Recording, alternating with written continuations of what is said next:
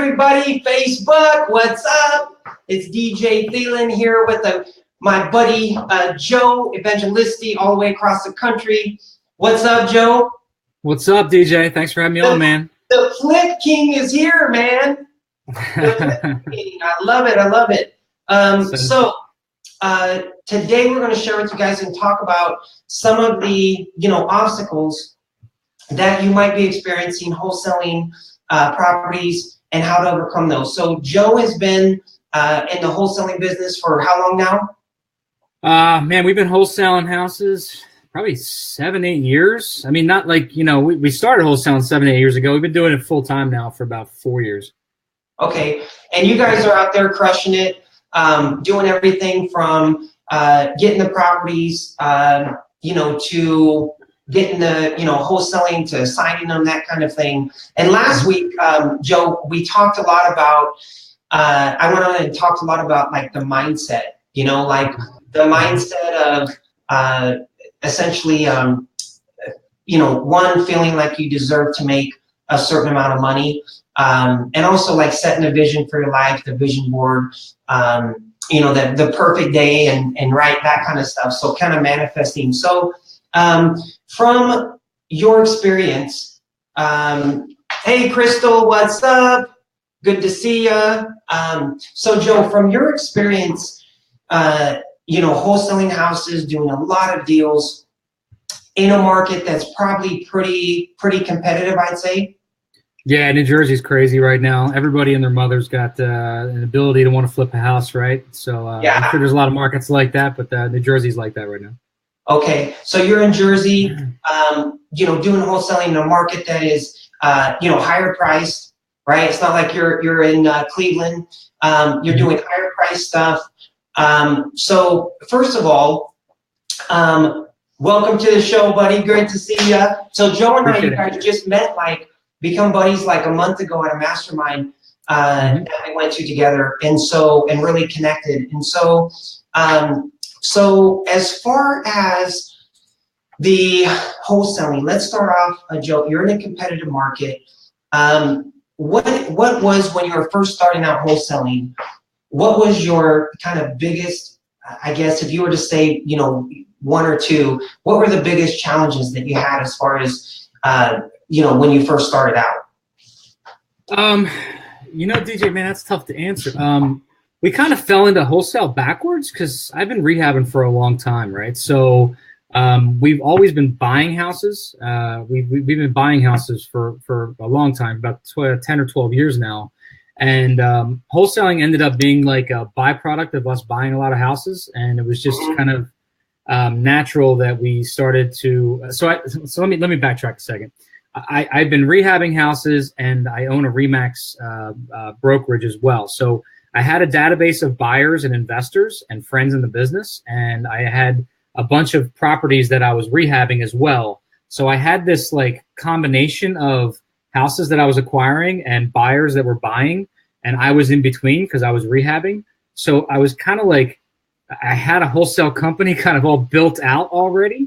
And then it was kind of just natural that I ended up taking on a bunch more contracts than I needed. So I would just start to naturally wholesale the excess contracts off to these buyers that I already had in my pool. So I don't think I had probably the challenges that a lot of people who just kind of like get into the wholesale space technically have.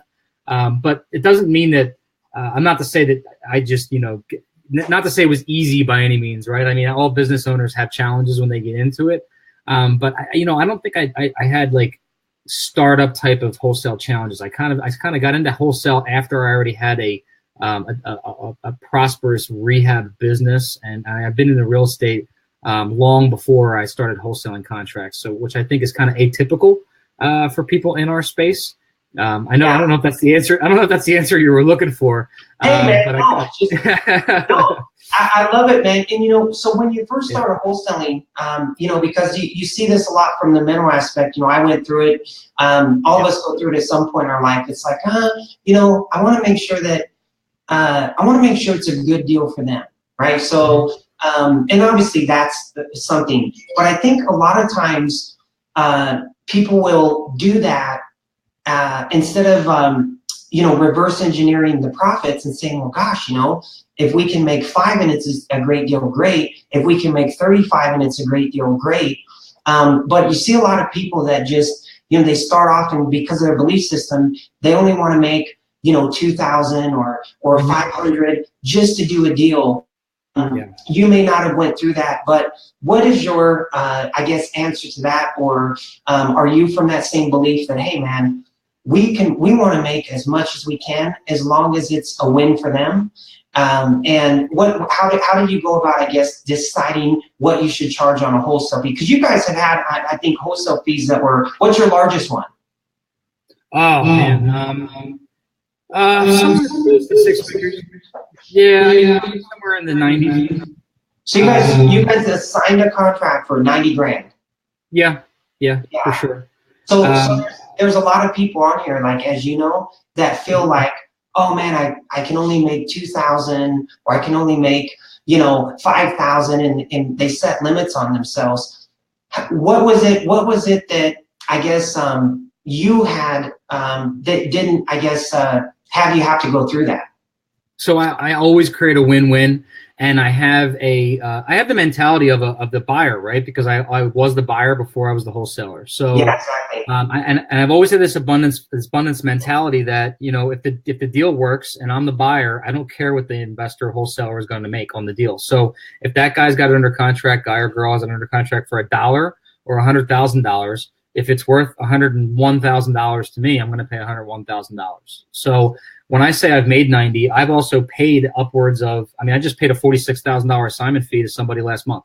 So, I do these all the time, and I buy as well as I sell. So when you have that, both sides of the coin look at something and you understand that it works both ways, the deal is the deal and the win is a win, and it works both sides. You have that concept and you have some experience in that, and you understand that you're bringing value. And as long as you're bringing value to the deal and all parties understand the value of the deal, then it doesn't matter what you make. You earn what you deserve, and you earn what the deal is worth, and you make what you make in the negotiations, right? So as long as you're bringing good deals to the table, you're going to make good money. I think the challenge that everyone has in today's market is negotiating good deals. Whether it's with the buy side on the seller, or whether it's how you arrange what you arrange with the buyer on the back end, the investor. That's where I see a lot of people having a challenge. They're either afraid to offer the seller the right price because there's somebody else who's offering the seller more money because that person frankly doesn't know what they're doing, or on the back end with the investor buyer, they're just too squeamish to ask for enough money. So what they're doing is they're tiptoeing into the deal and they're saying, hey man, I'm afraid to actually ask you what the deal is worth. So can you just give me $2,000 and get this contract off my hands? Right. And that's it's like the worst thing you can do in business, right? I got to create good value for you. DJ, you wouldn't respect me if I just said to you, well, maybe you'd respect me. I'm probably your favorite person. If everything I said was, hey, dude, just give me $2,000 for every single deal. But frankly, if I had wholesalers that did that, I wouldn't respect them because I know that they wouldn't be feeding their family, man. Like that's not a real business, I want to take care of the people. In fact, I tell wholesalers all the time, I want to pay you. I want you to make great money because I know when you're making great money, then you're bringing me the deal first. And ultimately, my outcome is I want to buy every damn deal you have. As a real investor, a real buyer who's really rehabbing shit, I want all your inventory. So why would I want to pay you $2,000? I want to pay you as much as I possibly can so you don't call anybody else. Exactly. Right? That's the way this business works, man. That's the way it's supposed to work anyway, right? That's the way I believe. Hey, man, that's what Jay-Z does right behind you, right? Absolutely, man. Absolutely. I love it, man. I love that pick. I need one of those in here. But I'll hook you up with the artist. What's that? I'll hook you up with the artist. He's very talented. Yeah. So you guys, if you just heard that, right, that's like a huge thing. It's that, when you can understand from the investor side, like Joe has it, myself has that, hey, a win is a win. If it's a deal, it's a deal. I don't care who's making what, how much, if it's a deal. And I see this happen, Joe, where it's people go, oh, they're taught these things. Well, offer 50% on every house, right? Even back when it was, the market was, crashed and there's all this inventory, just call every place, make 20, 30 offers a day, offer 50%. And it's like, listen, if you have your buyers first, right? And which I'll get into, I want you to get into, I should say, you have your buyers first. Like if that thing's listed for 50 grand and you can buy it, make a great amount of money, and your investor can, profit, like just take it at what it's listed at, right? You don't need to always dicker, or someone brings you a good deal, the numbers work, just take it. And I've seen that, for myself. Talk to me a little bit in regards to that, like how you guys decide on, what to offer. And do you also have your buyers lined up so that when you go get properties, they're ready to roll? Yeah, so my dispositions guy's job constantly is to maintain contact with our cash buyers list. So he's literally contacting, prospecting, he's talking to our cash buyers all day long, and he's trying to find out, what are you guys looking for? Where are you guys looking? What do you want to buy? What's your, so he knows the buyer pool really, really well. And then we're having constant conversations. We call them huddle calls with our acquisitions managers who are out in the field having these appointments with sellers every day, right? So we know at any given time, if someone's going on an appointment in Cherry Hill and the seller wants somewhere between 100 and 125,000, dispositions guy already has this thing lined up to be sold for 150, right? So my acquisitions guy, all he has to do is get in there and get the contract signed, right? Or if the numbers are a little bit tighter, whatever the case may be, we know going into that deal that there's a darn good chance that we can sell it based on the numbers that are already being presented to us before we walk into that deal. So knowing your market really well, knowing who you can sell the property to, knowing who your buyer pool is, knowing all of these things is imperative to doing a deal. So one of the things I give a lot of advice to for new investors, or new wholesalers especially, is if you don't know these things, then ask, right? Find some real rehabbers, find some real cash buyers. And if you're getting ready to go on an appointment, especially in an area maybe that you don't know the area that well, don't wait until you get under contract to start asking questions, right? Call someone like myself who's well-versed in the area, and don't have this scarcity mindset that, oh my God, if I call Joe and I ask him about a deal, he's gonna go steal it from me. Guess what? Joe doesn't have time to steal it from you. Okay, I'm not gonna hang up the phone and drive over to the seller's house and try to beat you to the punch, right? But most people who are real investors don't have time for that crap. So call me up and say, hey man, if I go on this appointment and I find this deal and I lock it up and it needs, roughly 50 grand worth of work, what do you think you can pay for it? I will flat out tell you what I can pay for it. And if you bring that deal back to me for that amount of money, it's a done deal. I'll pay for it, right? So again, some people, most investors, good investors that want to continue, I'm trying to train bird dogs all day long.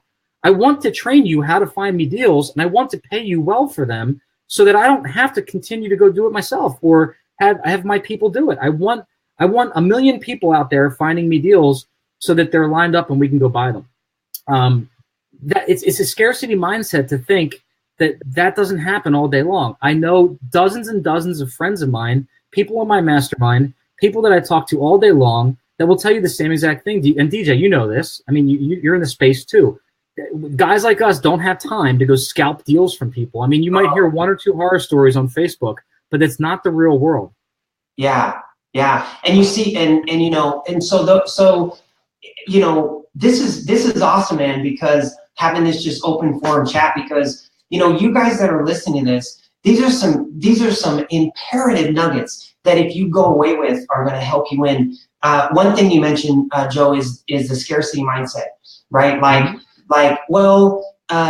And listen, you guys, if anybody ever asks you to sign an NC&D, a non-compete disclosure, freaking get away from them. It's like this is like, right, the real investors, the real buyers, the real wholesalers, the people that are doing deals, it's like they're not going to ask you for that stuff, right? They're too busy. They just, hey, you bring me a deal, the numbers work, I'll buy it, I'll do the deal, I'm in. Just like Joe's, telling you guys.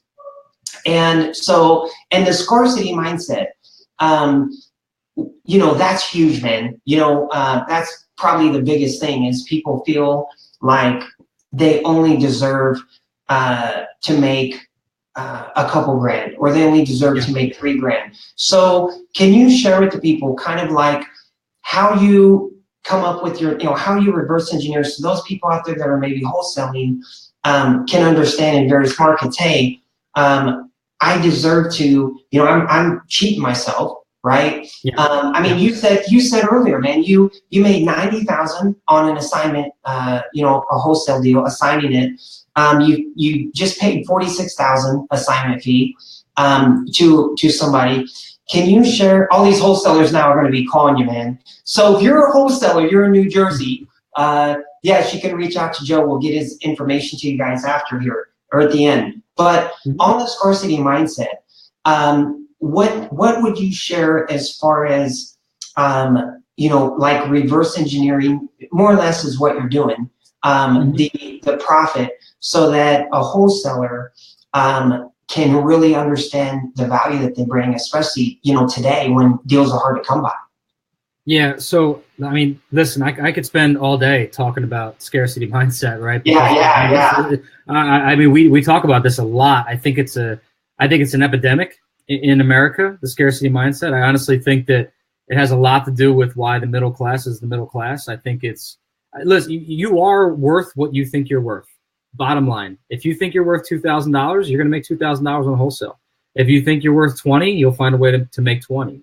I mean, not to say you can make 100 on every one, but like you are worth what you think you're worth. If you think you can make 100 grand a year, you're gonna make 100 grand a year. If you think you're gonna make $1 million, you're gonna make $1 million, 5 million, 5 million, right? It's that simple, guys. You are worth what this tells you you are worth. End of day, period. I don't care. That's it. It's mindset. So you're limited by your mindset, period. So the fact is, I think a lot of people make $2,000 because they decide that that's what they're worth. And the sad part about that is, and the scary part, not even just the sad part, the scary part about that is, DJ, people don't know the numbers of their own business. So when they're making these $2,000 assignment fees, they don't realize that they have $1,500 invested in that lead. They spent $1,500 in mailings and postcards and Craigslist and websites and whatever else to make $2,000. At the end of the day, they made $500 on a deal, right? Yeah. Or maybe they spent $3,000, making $2,000. Who knows, right? Yeah. But I know too many people that make $2,000 deals and they don't realize what their cost of the deal is. I'll tell you right now, our cost of a deal is north of $3,000. It's like $3,800 per deal to do a deal, and our average deal gross is almost $18,000 on wholesale. So we're making money, and that's our cost for a deal, not our net, right? So in other words, we still have to pay commissions and fees and all types of, but like our cost to get to the closing table on a deal is almost $3,800. So these guys that are doing deals for $2,000, their overhead's a lot less, because they're probably just at home putting postcard or stamps on a postcard and sending their own mail and shit like that. But at the end of the day, like, I don't think they actually know what they're making or if they're making anything. So they're limited by what they think they're worth. That's number one. But to answer your second piece of that question is, how do you actually engineer the deal? You engineer the deal by really understanding the deal, understanding what your buyer is willing to pay, understanding what your buyer's costs are. In fact, I did a Facebook Live about this earlier today, and that is, when you sell something, anything, I don't care what it is. I don't care if you're selling this vitamin water bottle, or if you're selling a cell phone, or if you're selling a car, or if you're selling a service, or if you're selling a notepad. You're selling a solution to something, okay? You're selling, the cell phone sells a communication solution, right? The water bottle sells a solution to somebody's thirst, right? But when you're selling a wholesale deal, the solution is the rehabber's ability to flip and make a profit, right? If you don't understand that solution inside and out, you don't understand the rehabber's cost. You don't understand, is it a mom and pop rehabber, or is it a guy like me who has 27 employees and a gigantic office and 15 trucks on the road, right? If you don't understand that person's position in business, you don't understand how they have a cost of business, if you don't understand what it takes for them to rehab something, if you don't understand all of the ins and outs of their business and learn it, then how are you going to sell them a product? Exactly. Right? Yeah. So you need to know your buyer. You need to understand your buyer, and then understand how to put your buyer in a position to make a deal. So when you have a mom and pop, little 4 or 5, a year flipper that wants to take their IRA and they're capable of doing a deal and making 20 grand and they're happy as a pig in shit making 20 grand because they're only doing 4 or 5 a year, right? And they're going to take their IRA and they're going to flip it and they're going to make 100 grand a year doing flips, right? And some of these guys are living in the flip while they're doing it and they're making 4 or 5 a year, right?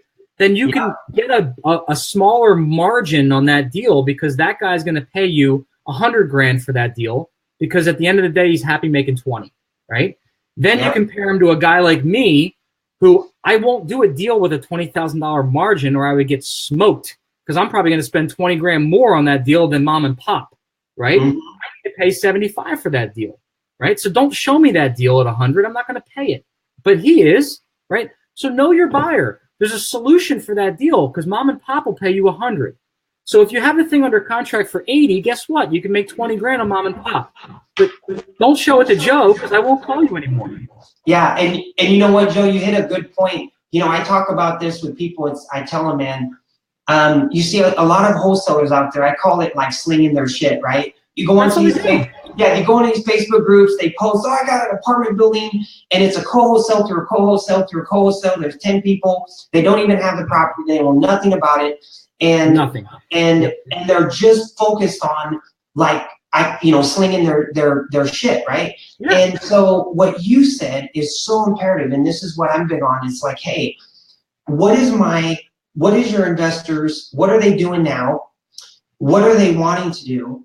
And what are the challenges that they're having, right? And then if you spend time with them and sell the solution you're the solution, you care about them, you want to help them, instead of just going on these Facebook groups and posting homes, hoping that someone's gonna, magically call you and go, oh, hey, I like the deal. You guys, people don't buy properties, they buy a solution to the problems that they're having. If you can be that solution, then you're going to win. So I would say, so Joe, and that's, from your standpoint too, right? Yeah, it is 100%. We are solutions providers. When you're talking to a seller, they're looking for a solution to get out of that house. When you're talking to a buyer, they're looking for a solution to make money in some way, shape, or form, right? So find a way to link those two, and you just made as much money as you can in that situation. When you create a win-win for everyone involved, you made the spread, right? So when you can do that, you're worth as much as you negotiate in that particular transaction. Now, if you decide that 2,000 is 2,000, then you made 2,000. But if you can negotiate to where you made 10,000, you made 10,000.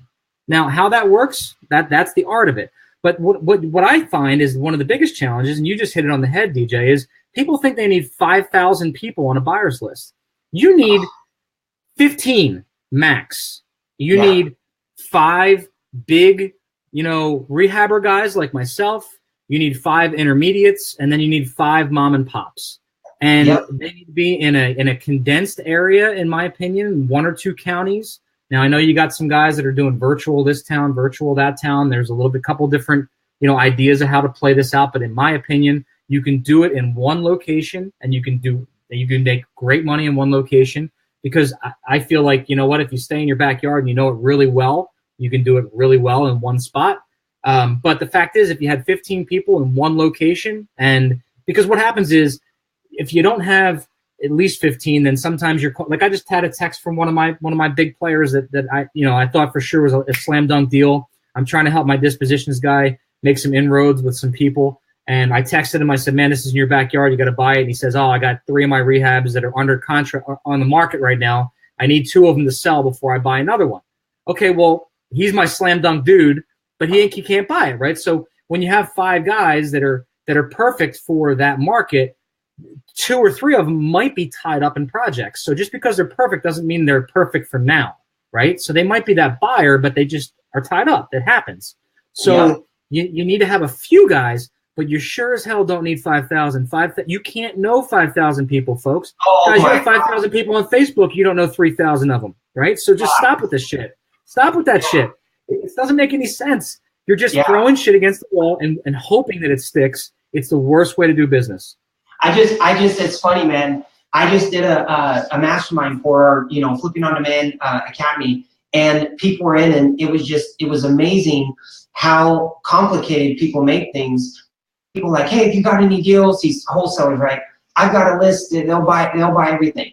And it's like, I do nationwide, and you know what I mean? It's like, and like you're saying, one, you guys get clarity on your like where you're going to do business. If it's local, if it's not. I've lived in Seattle, was doing, hundreds and actually thousands of deals in the Pittsburgh area. But where you're doing it, just like you, Joe, just like Mark Evans, get really good at like one area, so you know it. You build relationships with the realtors, the REO agents that will tell you about new listings, tell you about deals that are coming up, right, possibly, and what they're going to be listed at, so you can get your first offer in. You can build relationships with contractors, which is huge. You can build relationships with property managers. So, stop trying to, like you hit a good point, man, get really good at one area, and just like go push all the chips in, and get clarity on, on what you're doing. But on the buyers, man, it's so funny, hey, whether you guys use like a software, whether you use whatever, if you're just throwing stuff out there, you're going to have these wholesalers that are buyers, or that say they're buyers and they're not, right? And I'll buy, and yeah, I got to talk to my partner, right? But if you really focus and find a way, which there's some ways you can, utilize software. You can go down to the county courthouse, see all the investors that are registered to buy houses at the tax sales, right? And so there's a couple ways you could do it, but focus, you guys, on, just like Joe said, you don't need a big list. You need, 10, 15, 20 really solid actual cash buyers. Deal with them. Don't co-wholesale. If you're getting deals, great. You want to work with wholesalers, probably like you, Joe. But you don't co-wholesale stuff, do you? No. I mean, we'll joint venture in some areas where we get stuff that doesn't make sense for us. But I'll never daisy chain. I can't deal with that. People don't know what deals they have. I just can't deal with that. Yeah, and then you go to closing. You got all these title issues, and who do I contact? And let me contact it, and it's a mess. So you guys, if you're selling, make sure you're dealing directly with the cash buyers. Get away from really. It's going to make your life so much easier, because like, why would you want to co-wholesale? Because that's not allowing you to build that relationship with the investor, right? So you want to build that relationship with the investor to build long-time trust, to have them come back and buy deals with you, to have them refer people to you, not, a co-wholesale thing. And awesome advice, man. So, thank you. Selling the solution, right? We covered a big thing. What would you say as far as, you hit it on the head as far as, we make what we think we're worth. I remember the first deal I did, I made like $2,000, and I was like, this is in 2005. I was like, hey, that's awesome. How can I make 4? Yeah. And instead of having someone share with me, hey man, like, you can make whatever you think you're worth, and how to kind of reverse engineer and say, hey, if you make 40, or you make 10,000, you make 20, it doesn't matter, as long as it's a solution for your investor and they're happy with it, everybody wins, Yeah. And so. Yeah. Sorry. No, go ahead, bud. Well, I was just going to say, I have one of the guys in my mastermind. I'm getting like a reverb all of a sudden. You hear that? Or am I the only one hearing that? Okay, cool. I'll just keep talking over it. I had one of the guys that joined our group a couple months ago, and when he started with us, his average wholesale deal was like $6,000 or $7,000, and we immediately diagnosed. He said, Joe, this is my problem. Everyone else in the area is averaging like $15,000 to $20,000 in the same exact market. I said, well, I don't understand. You're buying them great. Like, he was great at negotiating the seller. So I said, well, what's happening on the back end? And he goes, well, I have these loyal guys that these loyal buyers. They're my good friends, and they're great buyers. And I have the deal sold by the time I walk out the front door. And I'm like, well, how are you selling the deal? I just tell him, man, I need 6-7 grand on that deal. Well, I mean, that's cool and all, but like, why don't you tell him you need 15? Have you ever tried that? And it was like, well, man, no. Why? No, I've never done that before. Well, how about tomorrow you try, right? And like, I'm telling you, I swear to you, he picked up the phone the next day and he was like, oh my God, oh my God, oh my God. I'm like, what's wrong? He goes, I just told him I needed 15. What happened? He said, no problem.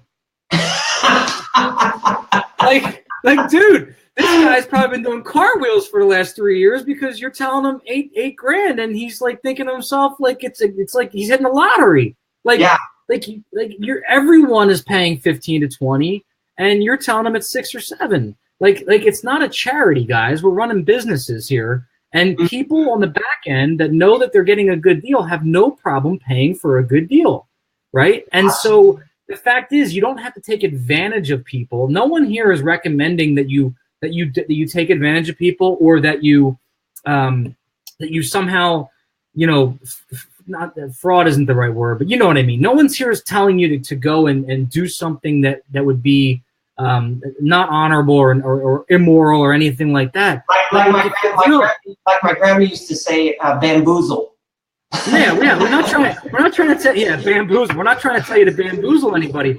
But guys, if the deal makes sense, the deal makes sense. Now, if he would have said to him, I need 30 grand, and the buyer said to him, like, dude, I can only give you 20, well, then you take 20. But again, you're worth what you ask for. His mental state, his mindset, and if you don't take anything else away from this call, take this away. His mindset was that I am worth 6 to 8 grand on a deal. And he never, ever asked more than 6 grand. Now we're talking about this guy's buying properties for $2,000 to $3,000 and selling them for 10 to 12. Okay. All he did was go from buying them for 3 and selling them for 20 to 25 in a market where they're selling to investors for 35. So his guys are still getting a $10,000 discount from what and I'm trying to get them to sell them for 30. Right? Yeah. So your mindset all you got to do is shift your mindset from I'm worth 8 grand to I'm worth 15 to I'm worth 20. When you decide that you're worth 20, you will make 20. Yeah. Okay? If you decide you're worth 2, you're worth 2. Nobody else can change that for you. Not me, not DJ, not Facebook, not Tony Robbins. You have to decide you're worth 20. Yeah. And you know what's funny, Joe? I don't know if you went through this. I remember doing deals, and people would say, how did he make $20,000 on this deal? It's got to be, this is in like 06, 07, right? How do you make $20,000 on a deal? There's no way, it was only 50. As a realtor, I would have made 2,000. It's got to be illegal, And I remember people trying to speak that into my head. And over the years, there's no way that you can do a flip, sell it to your investor, make 10, 15, 20, 30 grand, have them make money. It'll never work. I actually had seasoned people, realtors, and people that I actually had to get away from, because it was so unhealthy for me so if you guys are hearing this stuff, I don't care if it's a realtor, I don't care if it's family, a business partner, you have to get away from them, from a business side. And you have to start really putting time into your self-development, into your self-worth, join some masterminds. What are some things, Joe, that you would recommend as far as to get people, I talked about this last week, how to raise your belief, seeing your results before you get them, but what are some kind of life hacks or things you could share that can help these people that don't really believe they're worth it to feel like they're worth it? You have to get uncomfortable. You have to invest in yourself. DJ, I was investing in myself when I couldn't afford it. Dude, I was going to masterminds and putting them on my credit card before I was making money. To this day, I spent over $150,000 a year in masterminds, in my own masterminds, going to different trips. I mean, me and you met at a mastermind, right? That was a $5,000 2-day event, right? Yeah. I think you said something to me the other day, which is kind of one of the reasons I think me and you get along, is that like you basically go to every mastermind you can. It's kind of a disease. Like, I mean, I go to every I wouldn't say every. I'm kind of slowing down a little bit, but like, dude, I'm if there's an event and it's high ticket and I know there's going to be great people there, I'm paying for it. Like, I'm going to it because it gets me around good people. It makes me uncomfortable. I go do things that I normally wouldn't do, and I meet people that are way above and beyond the average person that I meet in my neighborhood and in my local sphere. Right? You got to get around different people. If you want to be different than you are today, you got to surround yourself with different people than you're surrounding yourself with right now. Yeah. It's like if you don't like the person you are right now, you are the accumulation of the people that you're hanging around with. The end of story. And until you find other better, not better is not the word, but higher level and more, people who are going to challenge you, people that are going to make you feel uncomfortable, people who are going to not let you deal with your bullshit. People are going to call you out on your bullshit. People are going to tell you when you're not, when you're not living to your highest level. People are going to, try to challenge you and help you grow, and constantly say, DJ, you're better than that. DJ, there's another level for you. DJ, I don't know why you're being a freaking wimp. Go freaking do it. Like, if they're not going to challenge you and make you a better person, then why are you hanging around with them? Aside from the fact that they're blood, like if they're not family, man, dude, cut them out of your life. If they're holding you back, if there's negativity, anyone who's negative around you, including family for that matter, cut them out. Like, just cut them out. You got to get around people that are going to lift you up and boost you up and put you on another level. And that's the only way it happens, man. To me, that's the only way it happens. Like you said, man, at the mastermind, right? I met Jeremy Poole, and just from going to this, didn't really know what to expect of this one. Just there'll be some, people in the same like-mindedness. Met you, obviously Mark, ran it, Mark Evans, met Ray, met, so many great people. And when I met Jeremy Poole, who has the TV, The Moment, he and I hit it off. I fly up to Tacoma 2 weeks ago to be on a show, and it was like, that would have never happened had I just been like, whether you have it or not, you guys, it's like, it's just about being resourceful. And if you're telling yourself, well, I don't have the money, that needs to stop, first of all. And just like last week I was talking about, you have to see yourself as who you are going to be, not who you are, because if you just see yourself as who you are, you're going to think the same way. You're going to not believe that you deserve it. But if you see yourself, say a vision board or something, as who you want to be, hey, would that guy here that I'm going to be, or that gal, would they just say, if they were making $20,000 on a deal and it was still good for their investor, would that person say, oh, it's okay, I'm just going to charge you $2,000 or $3,000, it's fine, right? That person would not do that. So you have to see yourself and operate as the person that you are going to be, not necessarily, who you are. And that's something that I believe in, as well, Joe, from that standpoint, that's helped me.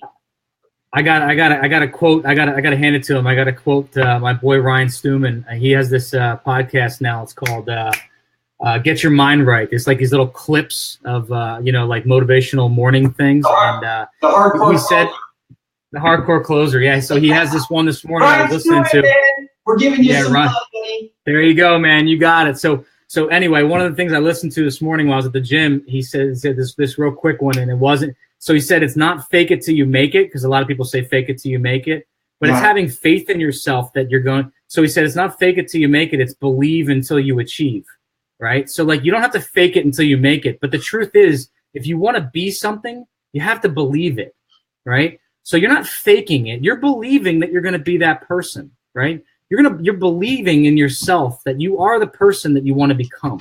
And then you have to have the belief that you are going to be that person one day. If you want to be a millionaire, you have to believe it. If you want to lose a lot of weight, you have to believe that you can. If you want to do anything, if you want to drive that Ferrari, you have to believe that you're driving that Ferrari, or you're going to be able to drive that Ferrari one day. If you want to be whatever, you want to be a great wholesaler, you want to be that guy that's making $20,000, guy or girl that's making $20,000 assignment fees, you have to believe that you're capable of doing it long in advance of actually doing it. it's not just going to pop in your lap one day, folks. Like, it's not just going to, like, you wake up and somebody's going to hand you a $20,000 check and say, good job. It's not an accident that this shit happens. It's not luck. Like, you hear people say all the time, they make their own luck. They believed that it was going to happen a long time before it happened, and they made it happen because they worked their ass off to get to that point where it happened, right? That's how it happened, right? And absolutely. And, you know, the thing too, Joe, like, you know, something that you shared with me, I think it was Mark that kind of, you know, the cool thing is, you guys, you're at the worst thing that you can do too as you start having success is to get comfortable, right? And you need to surround yourself with people that will push you. And you gave me a great story. I don't know if it was Mark or someone said, hey man, I don't care where you got to go from a mindset standpoint. You have to start flying first class, right? And so obviously share with that story. Yeah, so, well, actually, Mark told me, one of the first bits of advice that I took from Mark is he said, you got to fly first class. I don't know if you're getting to the jet on this thing, but I'll get there anyway. But so the first thing he said to me is, you got to fly first class. I've never looked back from flying first class. The first thing he told me four and a half years ago, fly first class, fine. I booked first class flight. I don't even look at anything but first class. In fact, I'm such a spoiled little child anymore. I won't even. If there's not a first class seat, I'll wait for the next flight, or I won't even fly with first class. But since then, like, we're all constantly pushing each other to get uncomfortable. Most of us have JetSmarter memberships now. Now we're all flying on jets. I mean, I just went last week for my Napa mastermind, and I flew back and forth on a jet. The week that I saw you in Malibu, I flew back and forth on a jet.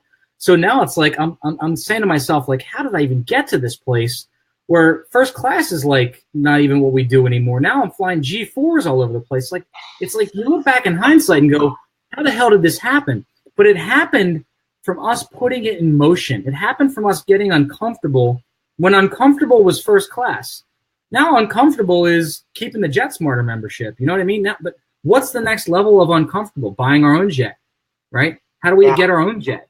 You know, so now it's like you start to push yourself into a point where you're uncomfortable. And then you look back and you're like, man, I don't even remember that being uncomfortable. I don't remember when that was uncomfortable. You know what I mean? And it's like the next level is like, oh man, I gotta fly that jet. You don't have a G4 flying out today. Yeah, right. and it's not. And by the way, I feel like a complete asshole bragging about this stuff. It's absolutely not what we're doing. We're talking about mindset, not the money or not what it costs. 100%. This is all done to basically expand your mind, right? That's why you did it in the first place. It wasn't like, I want to fly first class because, like, I want to feel better than anyone else. It was like, I want to do that, you know, and that just started evolving. Well, Mark talks about it is that you want to treat yourself the way you want your business and your life to be. And if you're not going to treat yourself that way, how is everything else going to come into alignment? If you want a first-class business and you want a first-class life and you want a first-class family and you want all of these things to be first class, but then you're flying at the back of the plane, you know, behind the engines, next to the restroom, right? These things don't align, right? So you have to start by being in first class, right? So as soon as that all happened, next thing you know, you're having conversations with executives because that's who's in first class, and you're being served drinks and food on the flight because that's what happens in first class. And you actually have leg room. And by the way, you know, you get on the flight faster and there's no lines and there's less stress. And like all of a sudden life just becomes easier. And you start to say to yourself, like, wow, you know, you don't even pay attention to the price of the ticket anymore, even though it is more expensive. You just automatically book it because next thing you know, you're on a jet. And it's hard to explain how it happens, but the fact is when you believe, you achieve. You're on a jet with D Nice going to the Super Bowl party. That's right. That's right. Like you, man. I won't even tell you who I was flying with on Monday night. I can't tell you because you keep telling everybody. Oh, man. You got to let it out now. Actor? No. I'll get you later. Okay. But yeah, you know, and hey, when you're around these people, you know, if you're, like you said, sitting next to executives, I remember I met a guy from Korea on a plane one time that ended up like buying multiple properties with me, right? Mm-hmm. So I'm thinking, well, God, what if I'm like sitting around people that are my client, right? And like, think how much more could that occur? Yeah. You know, and not even like to just do deals, but just to you know, build relationships and become friends, and maybe you can do something to help that person, and that cars, you know, a great relationship, and then pretty soon you're texting each other and you become buddies, and they go, hey, I'm hosting this concert. I want you to come and see us backstage or whatever, you know. It Yeah, just 100%. you never know, you guys, where this is going to go. And yes, you know, what Joe's talking about, it's funny, man, because we chatted about this. I love cars, and I remember first time I got like a Mercedes, you know, I bought off eBay like way back. It was weird. I felt like, man, I don't know if, are people going to look at me different? Are they going to think, oh, you know, who's he think he is now? And you guys, if you feel that way, it's okay. Like, I went through it. We all go through it at some point. But I want to encourage you to really work on yourself, really work on your mindset, really work on, you know, pour into yourself, invest in yourself, you know, invest in, shoot, these days you can go on YouTube and search, you know, Tony Robbins or Grant Cardone or Gary Vee, or you know, me or Joe or any of these people, and really just find people that will speak life into you, will start giving you these nuggets now. You know, but also invest in yourself, because if you're not willing to invest in yourself, I mean, why would someone else, right? I mean, 100%. and Joe and I have been, you know, both been through there. So so wrapping up, Joe, we talked about, you know, some tips that we gave everyone today. You know, you're going to make what you think you're worth. Okay. Some takeaways: sell the solution. You know, really get to know your investor and find out what they're doing, where, you know, now what they want to do, and what kind of challenges are they having, and not just kind of what kind of challenges they're having, you guys, but why, right? Like, what if you can find out, like, what's the why are they flipping? What is their like end goal? Maybe it's to, man, I want to flip 5 properties this year because I want to put use that money to put my son through school. And so if you don't ask that and you don't understand that, now you just sell them one. You don't even know why they're buying. You don't even know like their goal, right? So really getting to know them, selling the solution, believe in, you know, believe until you achieve. You know, like Ryan Stewman said, that's okay, man. We'll get something out of Ryan. We'll take his ass on this. And then, you know, and the one thing too, you guys, it's not the size of the list. It's literally the actual buyers. Really focus, if you're wholesaling, really focus in any market on working with the people that can buy your deals, pay you cash, they're going to close. And also, to take that to another level, like Joe tipped on a good point, not just have those people, you guys, but really find the people that value what you bring to them, right? Because if you find people like Joe, who's in the, what exact markets are you in, Joe, right now? We're in South Jersey, right across the bridge from Philadelphia. So basically the Philadelphia and surrounding markets like Camden, Burlington, and Gloucester counties. Okay, so anybody that is looking to do deals in Philadelphia, looking to wholesale deals off to somebody that is, you know, a legitimate cash buyer, wanting to do deals, and you're basically flipping them, right? Yeah, we're fix and flip, buy and hold. We're looking for anything that's an apartment complex up to 150 units as well. And actually apartment complexes all over the eastern coast as well, all the way down to Florida. So we have an apartment group as well doing that. But yeah, anything in New Jersey and Philadelphia that's a flip, send them our way. We'll help you take them down. Right on. Yeah. So any of you guys that are watching this, which is going to be a lot of people here, you know, hey, you are in Philadelphia, in Jersey, East Coast, any kind of apartment complex, you can reach out. And Joe, how can people, you know, being a big buyer yourself, you know, this is really great. And because not only were we able to get, you know, you guys on here some great advice and some great nuggets to help you, but hey, you guys got someone that's a huge cash buyer, you know, with Joe here. And how can people reach out to you, I guess, or how can they connect with you? Yeah, so they can find me on Facebook, or they can go to theflipking.com. I'll post that in the comments below, and we'll put the website up. www.theflipking.com. You got it. Okay, so you guys, I posted it on the screen here. Any of you guys that want to connect with Joe, if you have deals that you're trying to wholesale, it's right here on the screen, www.theflipking.com.